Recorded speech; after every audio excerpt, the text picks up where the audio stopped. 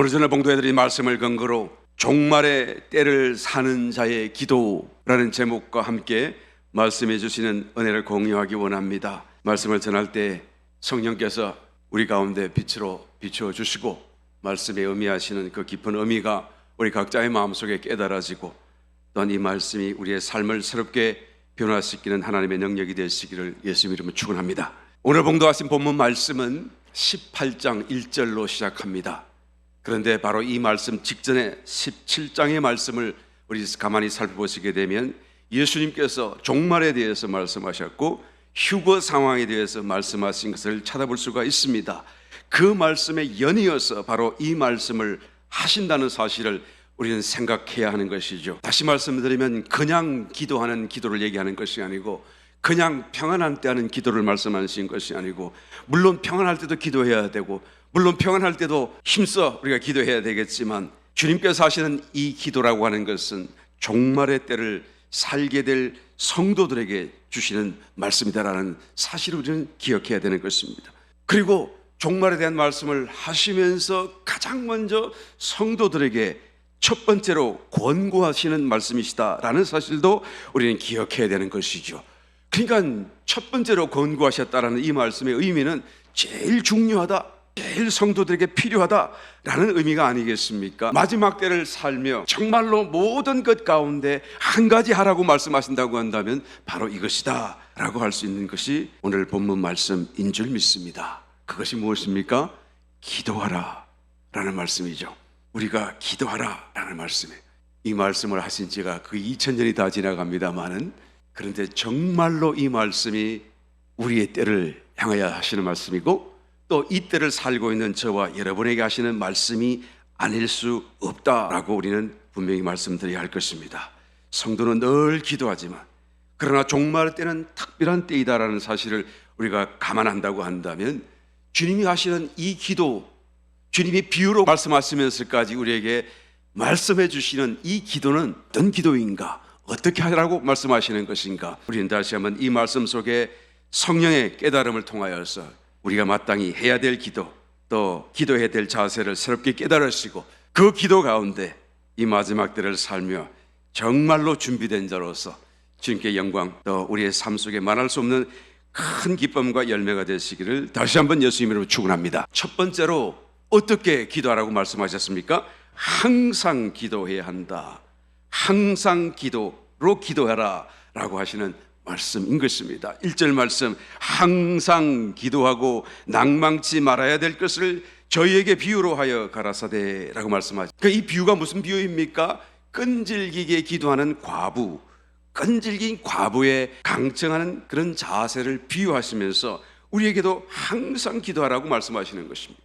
그러니까 우리가 해야 될 그 항상 기도라고 하는 것은, 늘 하는 기도라고 하는 것은, 하루 중에도 우리가 정해둔 시간 속에 계속하여 반복적으로 기도하는 그 기도라고 하는 것은 곧 과부의 그런 강청하는 자세와 일선상에 두고 주님은 지금 비유하고 계시며 말씀하고 있다는 사실을 깨달아야 되는 것이죠. 이 말씀을 오해해서는 안 됩니다. 하나님께 때를 쓰고 하나님께 졸라서 기필코 어떤 응답을 받아내라, 그런 말씀이 아니에요. 하나님은 인색하신 하나님이라는 말씀을 하는 것이 아닙니다. 하나님은 불의한 재판관이 아니시죠. 하나님은 불의한 재판관의 비유를 통해서 저도 저렇게 한다고 한다면 나는 하물며 어떠하겠는가 라고 말씀하시는 것이죠.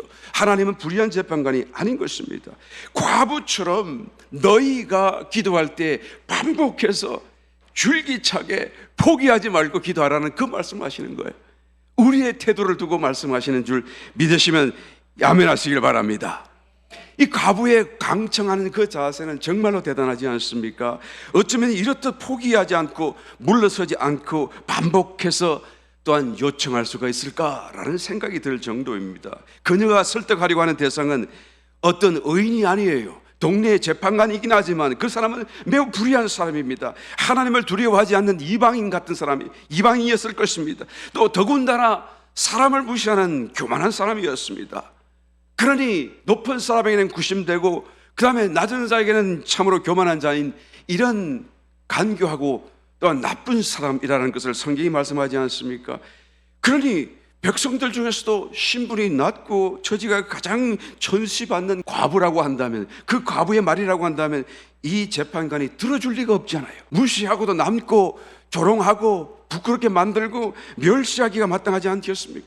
그럼에도 불구하고 그녀의 요청이 계속 반복되고 포기하지 않고 있다는 사실은 정말로 우리가 다시 보아야 될 자세가 아닐까 생각되어지는 것입니다. 이 과부의 요청이 수용될 수 있을 것이라는 보장은 거의 없습니다. 도무지 성공할 것 같지가 않아 보입니다. 아무도 그녀의 편에 서 있지 않아요. 그런 인맥도 없습니다. 또 뇌물도 없어요. 그래서 줄 수 있는 어떤 것도 없습니다. 무엇 하나 의지하거나 붙잡을 만한 것이 없어요. 완전히 그녀는 혼자였던 것이, 덩그러니 혼자였던 거예요. 여러분, 종말의 때가 되게 되면 성도가 개별적으로 이런 상황을 맞게 될 것이라는 것을 주님은 염두에 두시고 지금 말씀하시는 줄 믿으시길 바랍니다. 적그리스도가 얼마나 강력한지요. 요한계시록 13장 8절 말씀을 보게 되면 어린 양의 생명책의 장세 이후로 농명되지 못하고 이 땅에 사는 자들은 다 짐승에게 경배하리라 라고 하고 있지 않습니까? 다 경배하게 되어져 있어요. 모든 세상이 그를 경배합니다. 모든 사람이 그를 다 추종하고 그를 하나님같이 떠받들게 될 것이다 라고 말하지 않습니까? 또 가룟 유다와 같은 거짓 선지자가 등장을 해서 그는 하늘로부터 땅으로 불을 내리고 기적을 보이고 사람들이 우와 놀라고 하나님을 전가하는 참 선지자라고 그들을 속이며 모든 사람들이 그의 또한 유혹에 넘어가고 저 그리스도를 닮은 유상을 만들어서 모든 사람에게 절을 하도록 강요를 합니다. 절하지 않는 사람은 한 사람이라도 남기지 않고 다 죽이라 명령하는 것을 보게 되는 것이죠. 연이어서 큰 전쟁이 세상 중에 일어납니다. 기근이 일어납니다. 이 역병이 돌기 시작합니다. 많은 사람들이 또한 한꺼번에 하루하루 매일같이 순교당하는 것을 뉴스를 통해서 듣기 시작하게 되는 것이죠. 이와 같은 사건이 전 세계적으로 일어날 것을 성경은 분명히 예언하고 있습니다. 종말의 상황이 되게 되면 그 누구도 이 반신앙적인 세태의 그 흐름에 거역하고 저항할 수 있는 사람이 없다라고 지금 말씀하고 있는 것이죠. 만약 그 마음속에 신앙이 남아있다고 한다면 그 사람은 완전히 홀로 외톨이처럼 이 과부처럼 혼자로 남게 될 것이다 라는 것을 성경이 말씀해 주고 있는 것입니다. 심지어는 마태복음 10장 21절 이하의 말씀, 장차 형제가 형제를, 아비가 자식을 죽는 데 내어주며 자식들이 부모를 대적하여 죽게 하리라. 또 너희가 내 이름을 인하여 모든 사람에게 미움을 받을 것이다 라고 말하잖아요. 예수 믿는다는 그 한 가지 사실 때문에, 내가 예수님을 좋아한다는 그 말씀 한마디 때문에 모든 사람들을 통해서 우리는 미움을 받게 되고 따돌림을 받게 될 것이다 라고 말씀해 주고 있는 것이죠. 그러므로 이 때를 준비하라는 거예요. 이 때를 위하여 우리의 신앙이 흔들리지 않도록 준비하라는 것입니다. 순교 당하더라도 결사의 각오로 우리가 조금 더 이 신앙에서 뒤처지지 않고 부끄러워지지 않을 수 있도록 주님께서 우리에게 기도하라고 얘기하시는 것이죠. 항상 기도해라. 항상 기도하는 그 사람이 이길 수 있고 그 기도가 뒷받침이 될 때 우리는 신앙을 지킬 수 있다라고 주님이 말씀하고 있는 줄 믿습니다. 여러분, 성도가 항상 기도하는 것이 있을 때 언제라도 종말의 상황이 온다고 할지라도 우리의 신앙을 지킬 수가 있는 것입니다.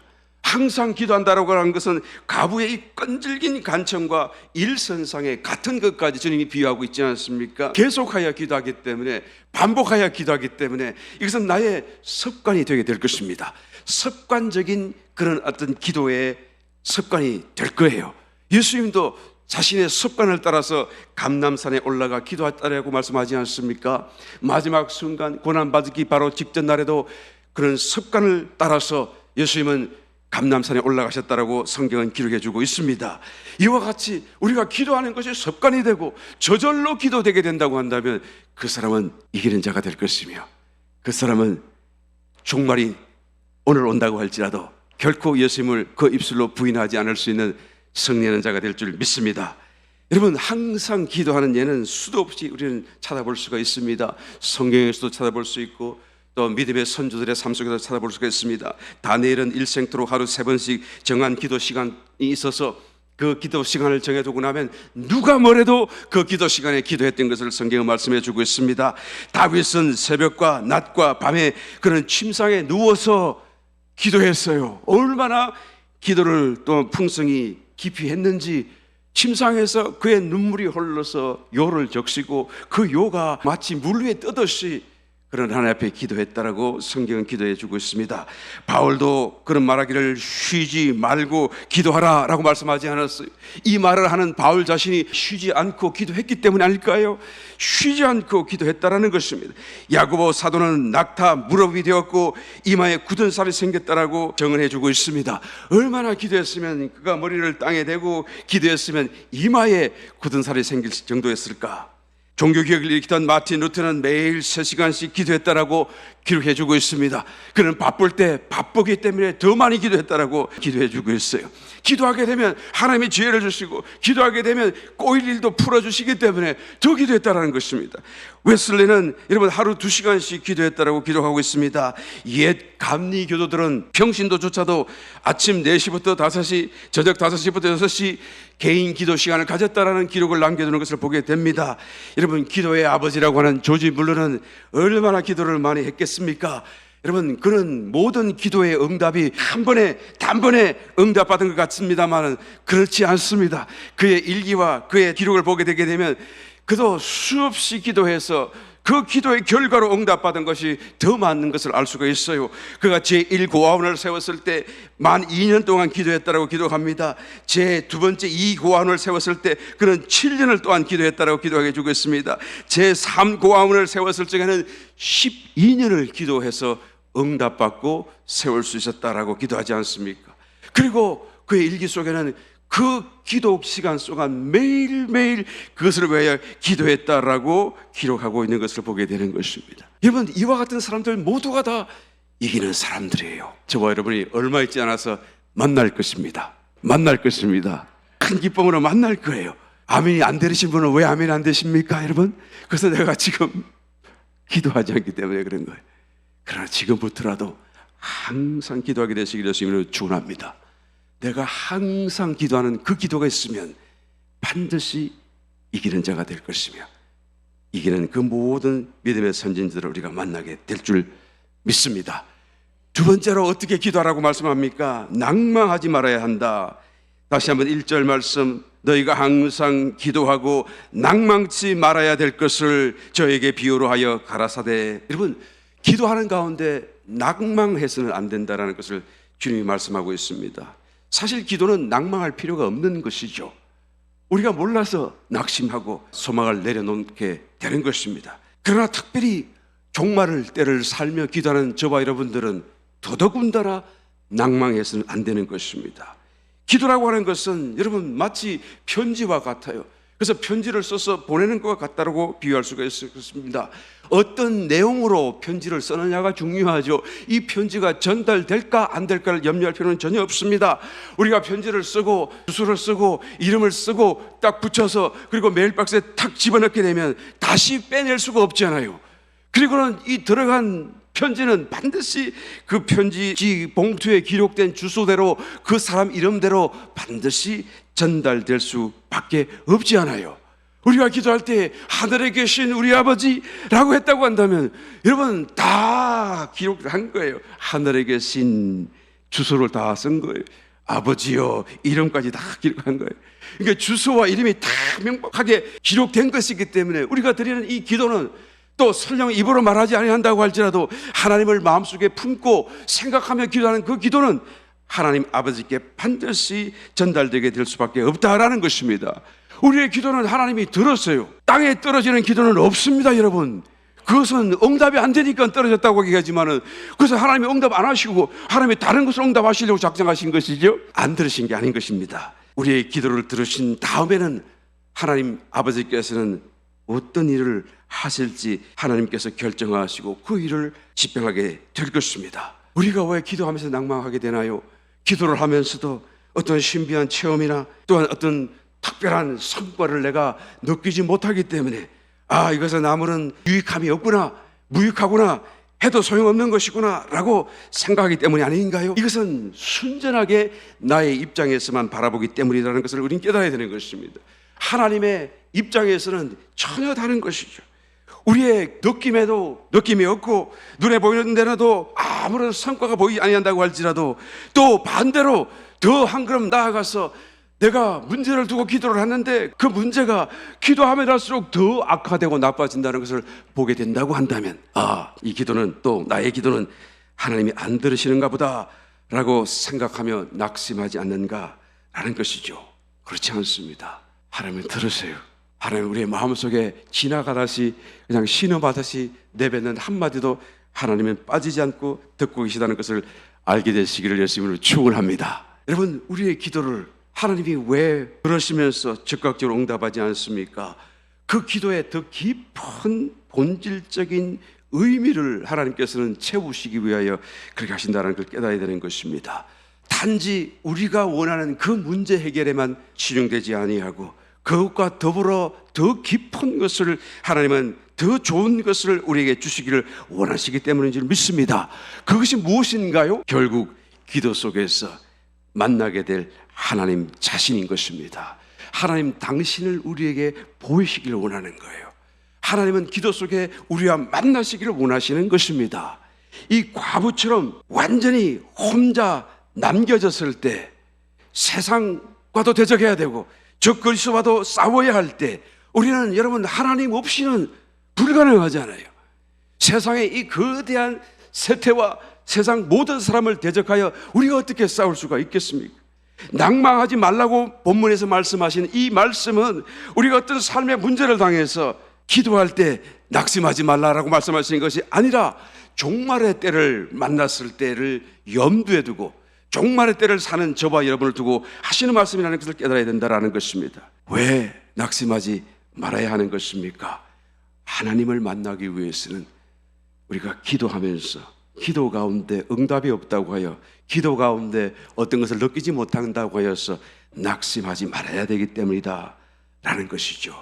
우리가 기도 속에서 하나님을 만나기 위해서는 꼭 지나가야 될 과정이 있습니다.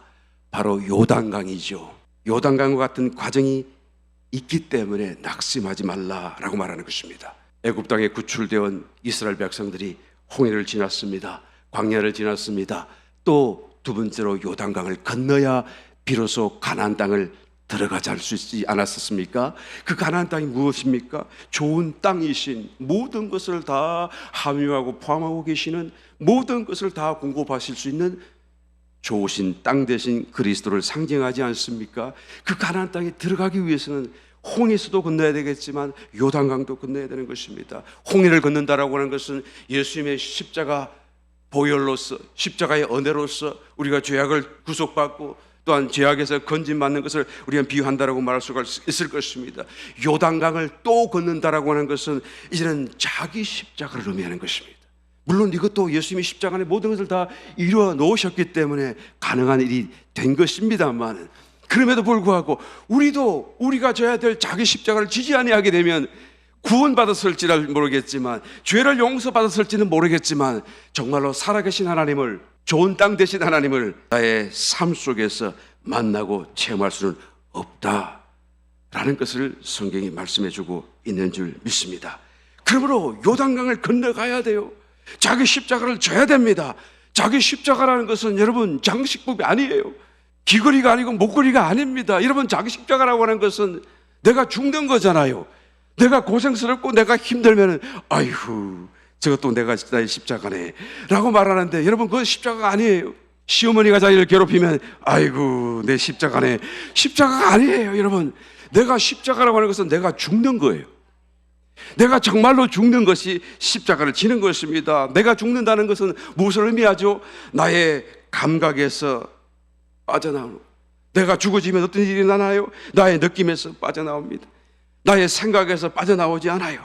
그러니까 나의 십자가를 제가 진다라고 하는 것은, 내가 기도 속에서 요단강을 건너간다라고 하는 것은 나의 생각에서, 나의 느낌에서, 나의 모든 감각에서 빠져나오는 것을 의미하는 것입니다. 그래서 정말로 순수한 자기로 주님 앞에 서 있는 것을 말하는 것이죠. 자기의 오감을 뛰어넘어야 되고 자기의 모든 마음속에 있는 생각들을 빠져나와야 되는 것이. 그래서 정말로 빠져나왔더니 어이구 그랬더니 아무것도 없네요. 아무것도 느낌도 없고 생각도 없네요. 그래서 이게 뭐란 말입니까? 정말로 아무것도 아니니 이거는 나에게 유익한 것도 아니네요.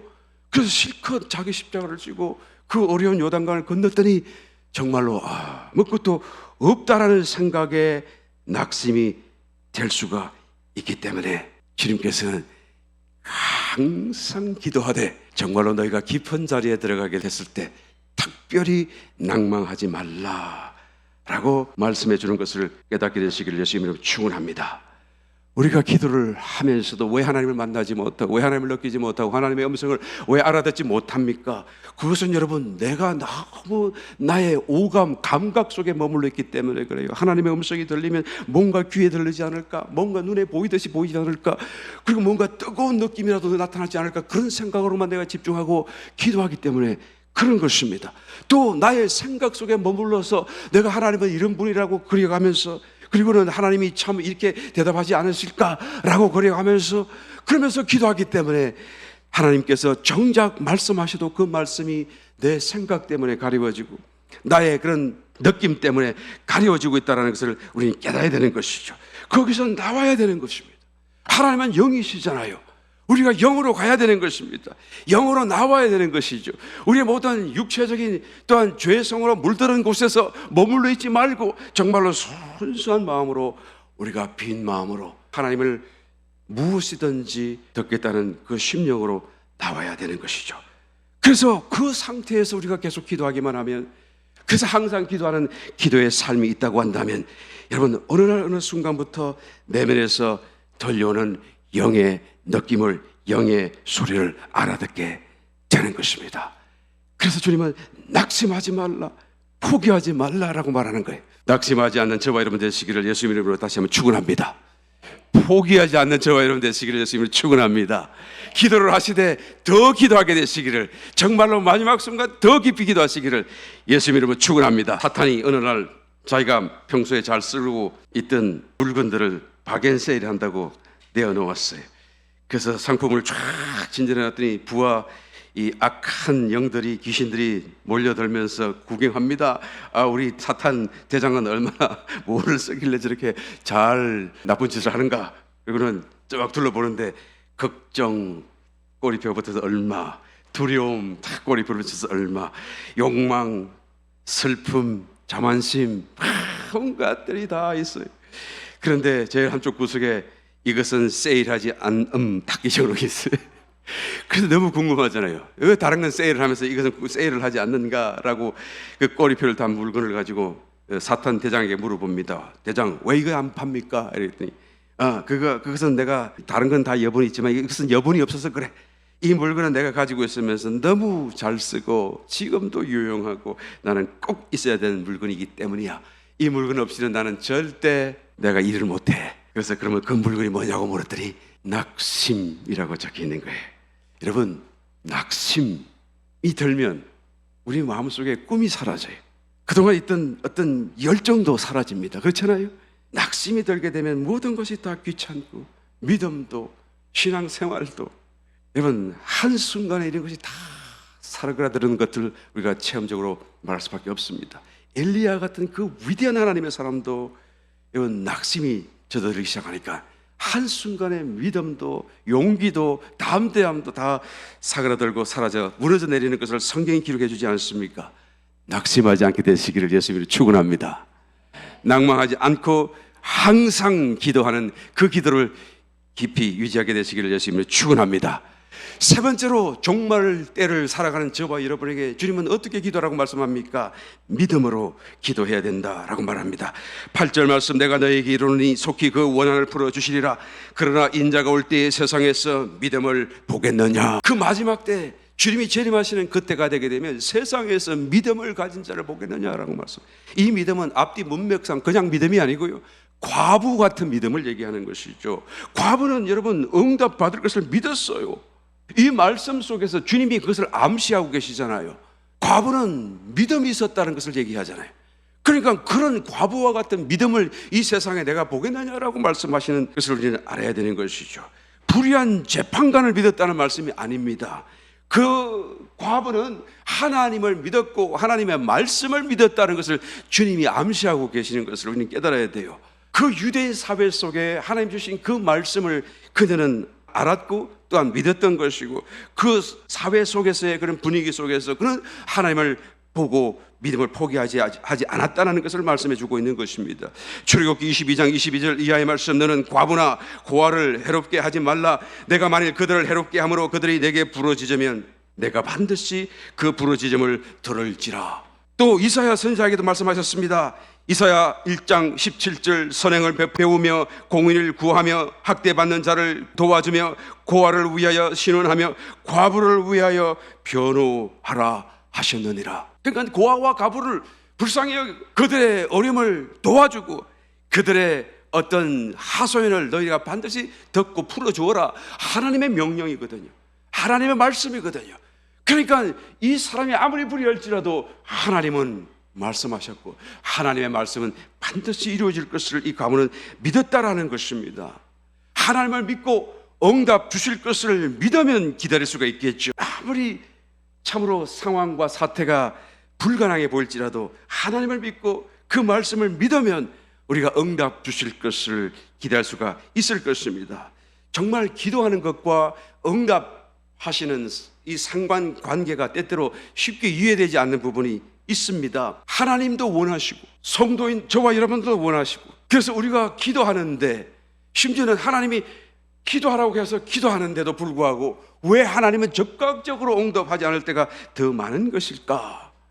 이 기도와 응답 사이에 어떤 상관관계 속에서 이해할 수 없는 일들이 우리 체험 속에는 얼마나 많이 있는지 모르는 것입니다.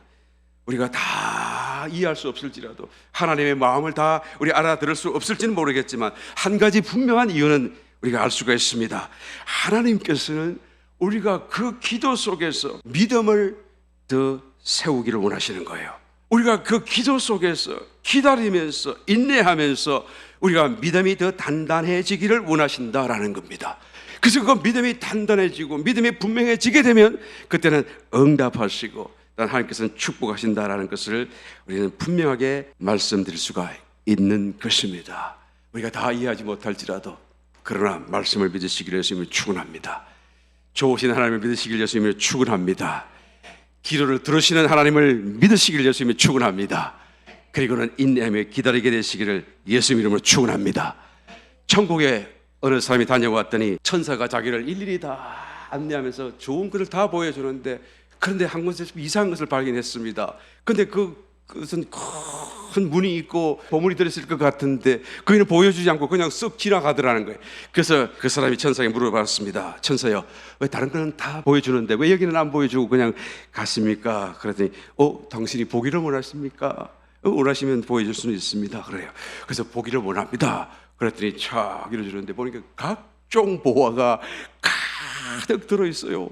그런데 왜 이것을 안 보여주고 가시려고 했습니까? 라고 그랬더니 천사가 설명을 하기를, 이것은 지상에서 성도들이 막 기도를 하는데 하나님의 기도를 들으시고 그런 기도를 다 응답하시면서 천사들에게 저에게 누구 갖다 주라, 저에게 이거 갖다 주라 그러는데 천사가 그 하나님의 명령을 두고 그 보화를 갖고 내려가면 이 사람이 기도를 거쳐버리고 자기가 기도한 줄도 모르고 있고, 그리고는 다시 찾지 않기 때문에 들고 돌아왔다는 거예요. 그리고는 창고에 쌓아두고 밑에는 수취인 불명, 그리고는 쌓아둔 것이 이렇게 많다는 거예요. 얘기를 가만히 듣다가 보게 되면 분명히 지어낸 이야기 같은 느낌이 많은데도 불구하고 굉장히 설득력이 있어 보입니다. 좀 그럴 것 같아요. 꼭 그런 창고에 있을 것 같아요. 여러분, 포기하지 않게 되시기를 지금 축원합니다. 믿음을 갖고 기도해야 돼요. 하나님이 응답하신다는 것을 우리는 믿음을 갖고 기도해야 될 줄 믿습니다. 종말의 때에는 이 가부처럼 믿음을 갖고 기도하는 그 믿음이 희귀할 것이다. 주님이 그렇게 말씀하지 않습니까? 세상과 사람들이 믿음이 없는 것은 너무 당연한 것이지만 그러나 교회와 성도들 중에서도 이와 같은 일이 일어날 것이다 라고 주님이 경고하고 있어요. 디모데후서 3장 1절로 이하의 말씀, 내가 이것을 알라 말세에 고통하는 때가 이르리니 사람들은 자기를 사랑하며 돈을 사랑하며 자긍하며 교만하며 회방하며 부모를 거역하며 감사치 아니하며 거룩하지 아니하며 무정하며 원통함을 풀지 아니하며 참소하며 절제하지 못하며 계속 읽다가 보니까 꼭 옆에 있는 사람 생각이 팍 나죠. 싸나우며 선한 것을 좋아하지 아니하며 배반하여 팔며 조급하며 자고하며 쾌락을 사랑하기를 하나님 사랑하는 것보다 더하며 경건의 모양은 있으나 교회 나와요. 신앙생활 합니다. 그 손에 성경도 있어요. 그런데 경건의 능력은 부인하는 것입니다. 믿음과 하나님의 역사를 부인해요. 기도하면 된다는 것을 믿지 않습니다. 성령과 기도의 능력을 부인합니다. 입술로는 말하지 않을지라도 그 마음속에 그것을 아멘하지 않아요. 이런 사람들은 어떤 사람들입니까? 믿음도 기도도 하지 않는 사람들이고, 사도 바울의 말씀을 따라 참 성도가 아닌 것을 알아야 되는 것이죠. 우리 가운데는 한 분도 이런 분은 없는 줄 믿습니다. 종말의 때에 교회를 나오는데 손에 성경이 들고 있는데도 불구하고 이와 같이 참 성도가 아닌 사람들이 참으로 많이 있을 것을 말씀해 주고 있는 것입니다. 여러분, 믿음은 오직 기도하는 사람에게서 자라나는 것을 우리는 알아야 하는 것입니다. 나는 믿어지지가 않아. 나는 왜 이 믿음이 없어요? 내가 기도하게 되면 이런 믿음이 살아나는 것을 체험할 것입니다. 무엇이든지 기도하시기를 바랍니다. 자기의 문제가 없다고 한다면 가족을 위해서 기도하시고, 또 가족이 평안하다고 한다면 이웃을 위하여 기도하시고, 교회를 위하여 기도하시게 되면 그 기도 중에 믿음이 새록새록 자라는 것을 체험적으로 알게 될 것을 예수님 이름으로 축원합니다. 응답 받을 것을 믿음으로 기도하면 여러분 믿음이 더욱 자라는 거예요.